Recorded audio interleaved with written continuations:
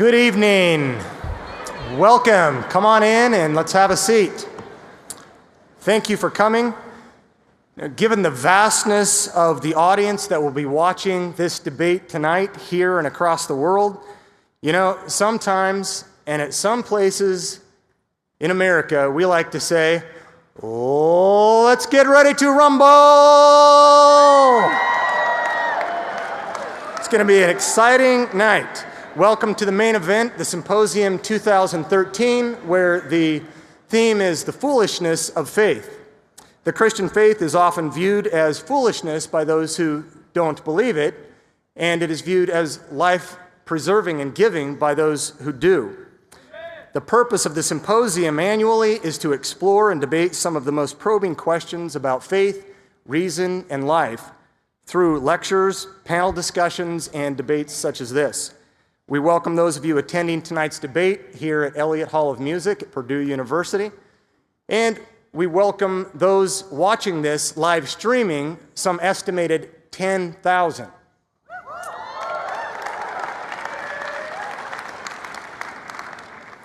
Those 10,000 people represent people from every state in America, and as of 10 a.m. this morning, from over 60 countries across the world. This is great. We're happy to include translators tonight so that the deaf community can participate in this for years to come when we put this on YouTube by the end of the month. We are thankful for more than 40 sponsors, many of which were included on the screen behind me as you were entering. Perhaps you saw that, or in the brochures, or on our website at www.symposiachristi.com. We're also grateful to Purdue's philosophy department for sharing the cost of flying in one of our debaters so that he could speak in their department yesterday. My name is Corey Miller, and I will be the moderator for tonight's debate and the MC throughout the weekend, where we've got a fantastic series of talks scheduled for you by a dozen speakers, maybe 35 talks on issues relevant to tonight's debate. I'm on staff with Faculty Commons, the faculty ministry of Cru, and I direct the Christian Faculty Staff Network here at Purdue. I'm also a PhD candidate in philosophical theology and teach adjunct courses in philosophy and comparative religions at Indiana University in Kokomo. Our Purdue audience should have a pencil and paper that you were given on your way in to fill out some basic information, including your vote on who won tonight's debate, and you can do that by pencil or complete it online at www.biola.edu/debate. I should go without saying, but please wait until after the debate to decide who won. I know some of us just love our guy that's going to be up here, but it's more fun this way if you wait until after the debate. So we'll collect these right after the debate and prior to the question and answer time, so please write legibly if you're writing. We also want to welcome some special dignitaries who will help formally judge tonight's debate. Wait until all of them are announced, and then please welcome the judges. And judges, once I announce you individually, please stand up and greet the audience. First of all, John Schultz, a fifth-year PhD student in political science and head of the Purdue Petty-Crew Debate Forum. He will head up the judge team and has helped organize and form this judge team tonight. Sheila Klinker, on her way. Sheila, she never misses a beat. She'll be here. Sheila graduated from Purdue and is a member of the Indiana State Senate, House of Representatives, a Democrat, representing, that's the enemy, right? Representing the 27th District since 1982.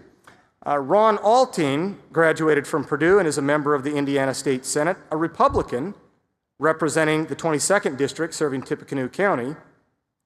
Aaron Trembath, an alum of Purdue's Entrepreneurship and Innovation Program. He is the president and CEO of Nano Biointerfacing Systems, a nanotechnology-based diagnostics company in Purdue's Research Park. And before coaching Purdue's speech and debate team, he was pretty successful in debate himself.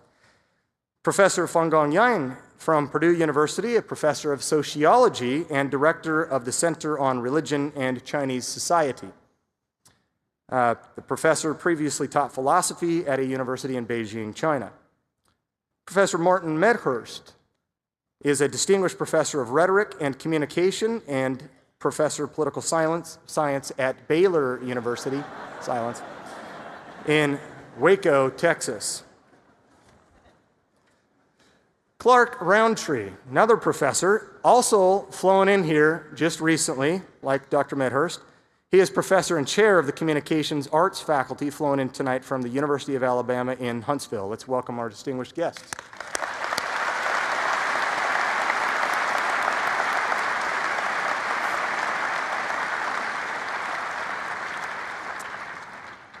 A colleague, Paul Gould, and myself will be editing a book to be published by Routledge based on the proceedings of tonight's debate, which will include the two debaters we'll announce in a moment, the two rhetoric professors we just mentioned, and two other philosophers and two physics professors with an equal divide of Christians and atheists along the lines. So the debate tonight will continue under the forthcoming title, Is Faith in God Reasonable? Debates in Philosophy, Science, and Rhetoric. We'll let you know when that comes out through your contact information, so make sure you give us the basic information. Turning the corner here, the famous anti-theist Samuel Clemens, otherwise known as Mark Twain, once said, "Faith is believing something you know ain't true." I don't know if that has unanimous consent. The most famous of Jewish and Christian philosophers, perhaps of all time, at least in a particular period, Moses Maimonides and Thomas Aquinas, believed that faith is a virtue. Indeed, Aquinas went so far as to say that without faith, the virtue of faith, none of the other virtues are even virtuous. John Calvin, the Protestant reformer, claimed that it would be the height of absurdity to label ignorance tempered by humility faith, for faith consists in the knowledge of God. For Maimonides, Aquinas, and Calvin, then, faith is part of a knowledge tradition. Yet in contemporary times, the philosopher Norman Malcolm has said that in our Western academic philosophy, religious belief is commonly regarded as unreasonable and is viewed with condescension or even contempt. It is said that religion is a refuge for those who, because of weakness of intellect or character, they're unable to confront the stern realities of the world. The objective, mature, strong attitude is to hold beliefs solely on the basis of evidence. So to this provocative statement, much can and should and now will be said as we turn toward tonight's debate over the question, is faith in God reasonable? Our first debater will argue the affirmative and consequently will go first, as is the tradition when taking the affirmative position. William Lane Craig is research professor of philosophy at Talbot School of Theology in La Mirada, California. He earned a doctorate in philosophy at the University of Birmingham, England, before taking a doctorate in theology from Ludwig Maximilian's University of Munich in Germany. Prior to his appointment at Talbot, he spent several years at the Higher Institute of Philosophy of the Catholic University Louvain, Belgium. He has authored and edited over 30 books, including the Kalam Cosmological Argument, Assessing the New Testament Evidence for the Historicity of the Resurrection of Jesus, Theism, Atheism, and Big Bang Cosmology, and God, Time, and Eternity, as well as over 100 articles in professional journals of philosophy and theology, such as the Journal of Philosophy, New Testament Studies, Philosophical Studies, Philosophy, the British Journal for Philosophy of Science. He is considered to be one of the foremost defenders of the Christian faith. His book, here, third edition, Reasonable Faith, Christian Truth, and Apologetics, matches his website, which is reasonablefaith.org. Please welcome with me Dr. William Lane Craig.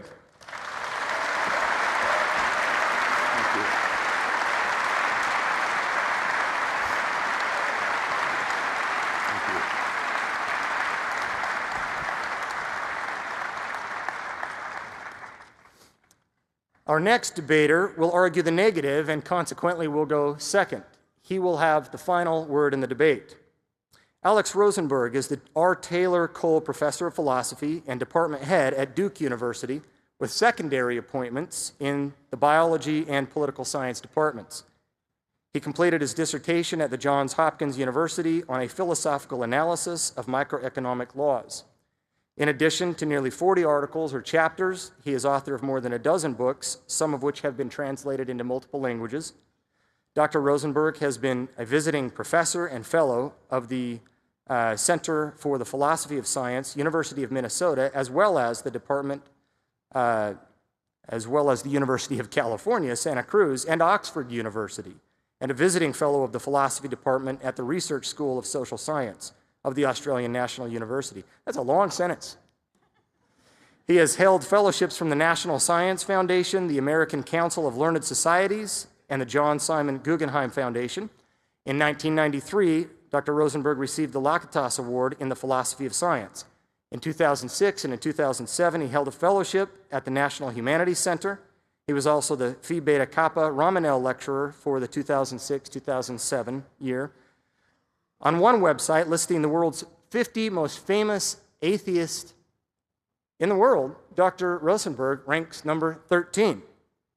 And his recent book is The Atheist's Guide to Reality, Enjoying Life Without Illusions. Please welcome with me Dr. Alex Rosenberg.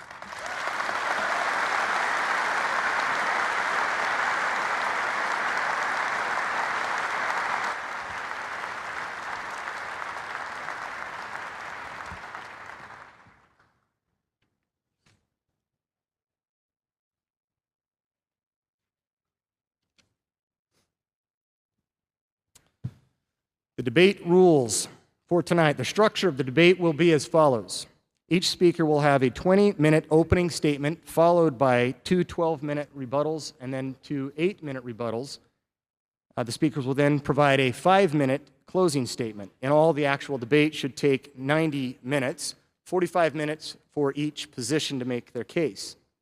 There will then be a 30 to 45-minute Q&A period, according to which we will take questions from our live audience here at Purdue and from our live streaming audience across the world, perhaps. If either of the debaters goes over their allotted time, we will give them a 15-second grace period. We're very gracious. And then promptly ask them to terminate their time. We will have a modest interaction between the professors in order to give a response to maybe answers that they give to you. Professor Craig will approach the lectern first. Dr. Craig? And then when he begins, the time begins. Timer, are you ready?